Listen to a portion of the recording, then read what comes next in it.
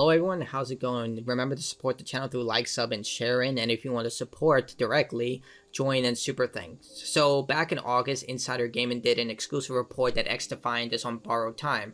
I already did a video on this, but the summary of it is that they're worried about Black Ops 6, which they should be because it's Call of Duty. It's going to sell gangbusters no matter what. Look at how Modern Warfare 3 was basically an expansion from Modern Warfare 2, and they sold it for a premium price, and everyone bought it, including myself. It's just Call of Duty is going to be dominant no matter what, and XDefiant is basically a Call of Duty clone with Ubisoft IPs. But the other thing is that the game dropped significantly in player count after the whole fad period. So it had 1 million players when it launched for 2.5 hours, but there's no way they could sustain that. Rarely can a game ever sustain something like that. So of course people played it just to check it out, but once that grace period ended, the player count just completely plummeted, and it really took an issue with Ubisoft in terms of just sustaining this game. So that's a huge problem, especially we've seen that live services have become the dread within the video game industry. A lot of people don't even find it appealing, and basically saying those words will almost always cost you players, because most players already invest themselves on a single live service based on time and money, like Apex Legends, even though that's dying as well, Fortnite, Warframe, things like that. But eventually it just gets to the point where they invest so much time and effort that it's just not worth it. And this wouldn't be surprising, but according to Ubisoft, they said the game is absolutely not dying. Ubisoft on XDefiant's Year 1 roadmap. Now, I'm not that convinced with it, but we'll get into the beginning of this article. Ubisoft has published a sizable roadmap that covers XDefiant's first year on the market, outlining the next 3 seasons of content in blog posts. The team highlighted the key development focuses going forward include bandwidth reduction efforts and improvement to XDefiant's netcode and hit rate. Now, the reason I don't really care about battle passes or future roadmap content is because these are promised content drops. They don't mean that the game is not going to die, because remember Hyperscape? That game died. I mean, the game was alive for about a year before they cut the plug, but regardless, it's not completely out there that Ubisoft might say, hey, this game is not worth it, we'll just cut the cord. And speaking of cut the cord, one of the biggest examples would be Concord, which shut down in 2 weeks after the game's launch. The numbers were so abysmal. Even when the game was free through the open beta, only about 2,000 to 3,000 players checked it out on Steam. And I know, yeah, we don't have PlayStation numbers, but most people who play first-person shooters are on Steam. And if you can't convince people to play the game for free, you're not going to convince them to pay $40 for it. In fact, you probably lost customers because of it. But yeah, the game launched, they only had around 600 people on Steam, and everyone kept saying, no, it's a huge hit. It sold 25,000 copies, which is also abysmal. And then eventually they shut it down. They had a special edition controller for this game. They had planned animations for this game to be dropped regularly through the game's life cycle, and they even promoted it through an Amazon show, and that game literally was cut. It was in development for multiple years. I know that 8-year development has been fickle, but it has to be multiple years. I get the $100 million number hasn't been fully verified, but let's say generous of $30 million. That's still a lot of money to put into a game that only lasted for 2 weeks, shut down, and they gave back everyone's money. Literally, no matter how you try to spin this, it was an god-awful game that shut down in such a traumatic way that it's become one of the biggest failures within the video game industry. I played the game. It was worse than bad. It was mediocre. Nothing about it was truly shocking. It had no gripping factors about it. And with XDefiant, it's kind of the same way. I played this game to near completion. The only achievement I'm missing is playing with people, and I can't find anyone to play with this game, so I was just fed up. I was just you know what, screw it. I could play with randoms, but you know how randoms are in free-to-play games. I don't even need to, address that. But regardless, you can also see that Ubisoft hasn't been doing so well. Wow, $2.79. That is really bad in the last 6 months because of Skull and Bones being a huge failure. At least I think it is, the first quadruple A game. And they brought that back to Steam, but, well, they're seeing kind of a resurgence here, but, still not that great. And then Star Wars Outlaws. Well, that game, I still get videos recommended to me about the massive glitches, the problems with the AI. it's become to the point that every Ubisoft game has replicated the formula so much that they replicate all the AI problems and all the texture problems, just basically all the technical issues. I knew it was going to happen with Star Wars Outlaws, and right now with Assassin's Creed Shadows. I know I'm going on a bit of a tangent, but it wraps around.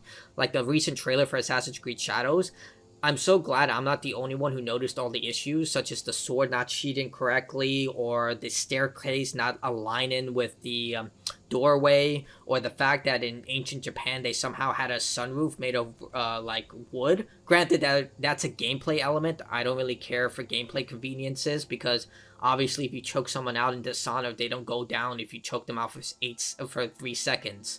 But you know what I'm saying, like the game was just of poor quality in terms of just like lining up the freaking door with the stairway. I'm still flabbergasted by that if this game doesn't do well, and judging by the financial situation they're in, it's going to be bad. In a relatively transparent blog post, the team stated quite clearly the game is absolutely not dying. You know, when you say something that harsh, it lends to like some questions, because usually you wouldn't say something like that. Like, I get that the report is profound and has been circulating, but at the same time, maybe I'm reading it too much into this, but it just sounds very anger filled with vitriol. Addressing recent community-driven concerns that XDefiant is already on shaky ground, we're mere months after release. But it kind of is. When it was released in May, XDefiant soared up charts, quickly becoming regarded as the first Ubisoft title to hit substantial milestones as rapidly as it did. As a free-to-play multi-platform shooter, it was essentially guaranteed that XDefiant would do well at launch, but the numbers quickly panned as gamers moved on to bigger and better things. Yeah, that's kind of how it goes. Like, the first initial start, everyone's playing, your favorite content creators playing, then eventually you're like, yeah, I'm done with this, I'm gonna go play something else. And yeah, that happens more profoundly with single player games like, you know, Elden Ring, Dark Souls, Final Fantasy, because people played one and done, and that's kind of it. But in this case, this game is solely dependent on player count, and if they don't find a steady array of players who just flatline the game, like they're just not going to find it going forward, because those gamers have already returned to other projects or moved on. You have to keep them hooked. Today, the player count is wavering, the sentiment around the game has faded, and viewership on social and streaming platforms is slim to nothing. So, but despite Ubisoft determined to keep the game afloat, despite recent claims that it has a brief window to turn things around before the game enters dangerous territory. So these are the numbers from Twitch, and according to the numbers right now, it's at 485 viewers, which is abysmal for a live service game. And the top person streaming has 95 viewers. No shame on them, that's really good, but regardless, the game itself, with only about 500 people watching, is not good for a live service free-to-play game. That is incredibly, disheartening, especially for a multi-platform game. So, yeah, not exactly the best situation. So, man, that ad is screwing me up. Where am I? I read that. I guess, dude, I don't want to see the Chick-fil-A ad. I think it's here. You know what, I'm just going to reload. Thank you, Insider Gaming, for all the ads. Here it is. In a blog post written by Mark Rubin on the Year 1 roadmap, it was said, I just quickly want to address the status of the game, i.e. is the game dying? No, the game is absolutely not dying. We know there are things that we need to improve, like netcode, hit reg, and adding more content to progression, but the game is doing well. We just wanted to do better. As we do that by addressing the concerns of our community, which has always been the plan, Ubisoft is very much behind us and has allocated more resources to the team in order for us to do that. Now, you know, that statement reads like a PR statement in its most generic form. Hey, the game is not dying, we're going to deliver more content.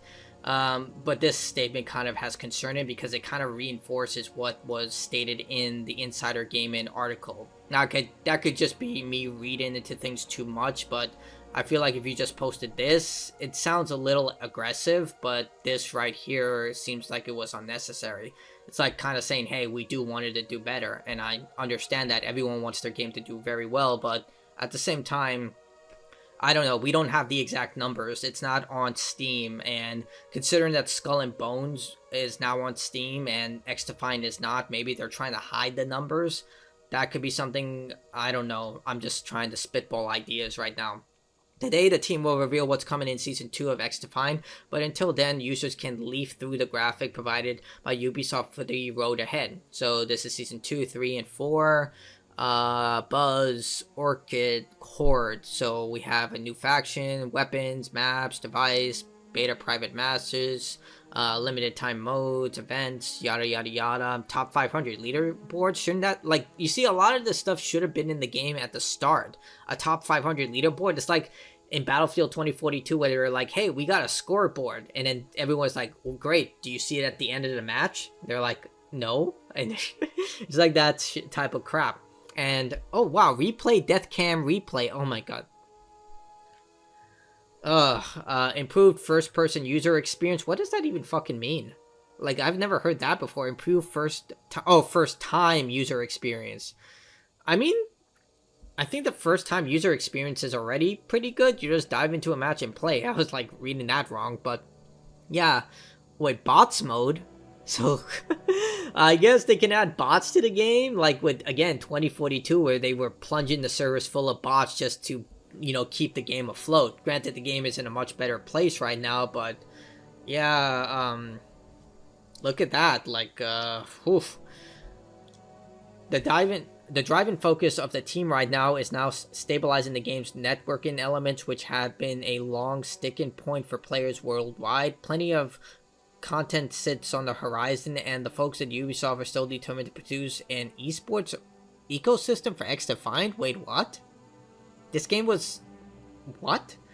But there will be enough players to keep that game afloat? Like, esports, you already need, like over 100,000 players, like, actively playing this game, I would say. Like, you need a lot of people playing the game actively to even think about something like that.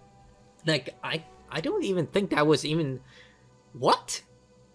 Like, that really confuses me. Like, I think we have enough information of how esports operate, and if you don't, you can literally Google this stuff, that having a successful esports ecosystem is extremely difficult. Like, remember when they tried to do it with Call of Duty, and it was so bad that Bobby Kotick was trying to turn it into the next NFL or stuff like that, and it was such a failure that they literally tried to, like, convince teams to buy them out of their contracts. Not to mention how much the Overwatch League has fallen into disparity. It's just like, I think a lot of us already fully understand, at least if you're in the gaming sphere, that esports is basically a money pit. Like, it sinks a lot of money into it, and the return on investment is so low that it's next to impossible to recoup that cost. What you make back in the money is usually through advertisements and people watching it, but unless you're like a billionaire, I just don't see this viable, like, for XDefiant. Like, I did work for a television company who tried to get into the esports league, and they came from, like, the NFL, NBA, MLB, stuff like that, and they hired me in order to consult.